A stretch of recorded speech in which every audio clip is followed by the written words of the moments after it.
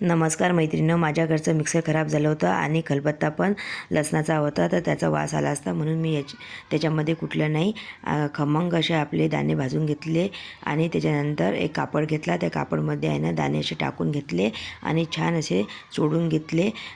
तुम्ही चोडू पण शकता किंवा थोडे असे त्याला फटके पण देऊ शकता, पण मी असे छान असे चोडून घेतलेले आहे, तुम्ही बघू शकता. आणि त्याच्यानंतर आहे ना आपले दाणे चे टरफलं बघू शकता कसे निघलेले आहेत.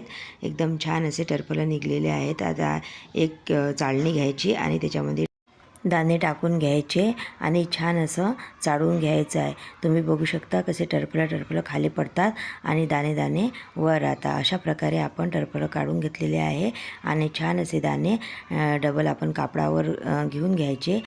छान असं कापड गुंडाळून घ्यायचं आणि मुसळ नाही तर आपल्या घरी दगड जर असला तर तो घ्यायचा आणि छान असं मुसळाने कुटून घ्यायचं आहे. दगड जर असला तर दगडाने कुटून घ्यायचं. आणि मिक्सर, चॉपर आणि खलबत्ता नसताना बी आपण दाण्याचं कूट करू शकतो.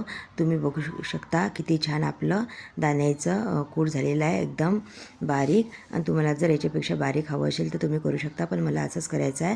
आणि मी आहे ना असं दाण्याचं कूट करून छान अशी उसळ